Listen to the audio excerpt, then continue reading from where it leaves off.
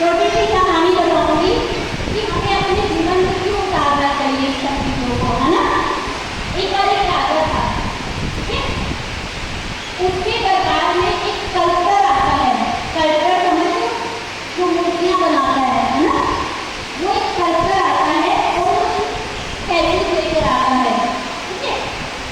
एक स्टैचू की कीमत वो बताता है 500 रुपये, दूसरी स्टैचू की कीमत बताता है 5000, तीसरी स्टैचू की कीमत बताता है 5 लाख, है ना। राजा को कहते हैं कि ये 3 स्टैचू हैं, एक की कीमत 500, दूसरे की 5000, तीसरे की 5 लाख। राजा बड़ा हैरान होता है। वो कहता है कि मुझे तो तीनों स्टैचू एक जैसी लग रही है, कितना इसकी कीमत में, इसकी वैल्यू में डिफरेंस क्यों है? एक 500 की, 5000 की, 5 लाख की। राजा अपने दरबार के सभी मंत्रियों को बुलाता है और बताता है कि आपको तो इस स्टैचू में डिफरेंस दिखाई दे रहा है। सभी मंत्री कहते हैं हमको कोई फर्क नहीं आ रहा, ये आपको बिल्कुल बना रहे जो स्कल्पटर है, बिल्कुल बना रहे ऐसे बता रहे, एक 500 है, एक 5000 है, एक 5 लाख है, ठीक है। फिर राजा अपने दरबार में सबसे जो बुद्धिमान मंत्री था, मिनिस्टर था, उसको बुलाता है। कहते हैं ये मूर्ति का नाम दिया, वो कहते हैं उसको डिफरेंस है, तभी इसकी वैल्यू में इतना अंतर है। तो कहते हैं तो मुझे थोड़ा समय दो और ये मूर्तियाँ मुझे घर ले जाने की इजाजत दो, मैं देखता हूँ क्या अंतर है, मैं बहुत ध्यान से देखूँगा, ठीक है।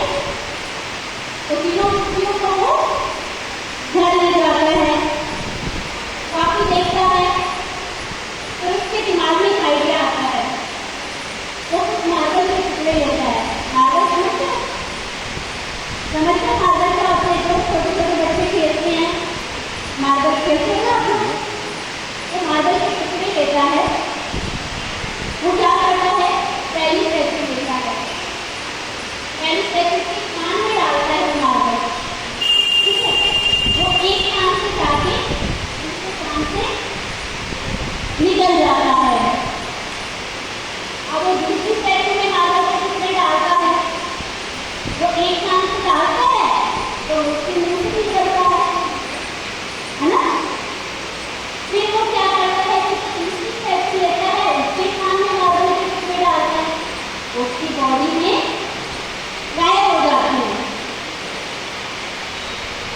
इस कहानी से हमें क्या शिक्षा मिली कि जो पहली स्टैचू थी उसको जो कुछ बताया एक कान से सुना, उसको दूसरे कान से ध्यान नहीं दिया, निकाल दिया उसको, है ना।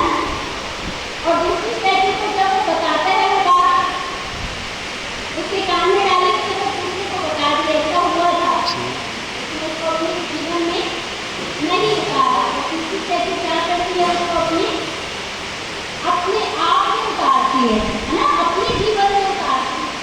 छोटे छोटे बच्चे को आप पढ़ते हो कि रामायण में हनुमान जी ने ये किया, हनुमान जी ने राम जी को क्या कोट किया, तो पढ़ते हो ना। राम ने रावण को क्यों मारा? क्योंकि वो बुराई कर रहा था ना। किसकी विक्ट्री ओवर है ना। इसीलिए हमें भी क्या करना है? अपने जीवन में हमेशा सच को उतारना है, लेकिन ना केवल सुनना है, अपने जीवन में उतारना में ये नहीं कि जैसे मम्मी पापा ने कहा तो इधर से हमने निकाल दिया, या मम्मी पापा ने कहा और खत्म कर दिया, नहीं। हमें क्या करना है? हमें अमल करना है ना। कभी बच्चे करेंगे ना कि जो मम्मी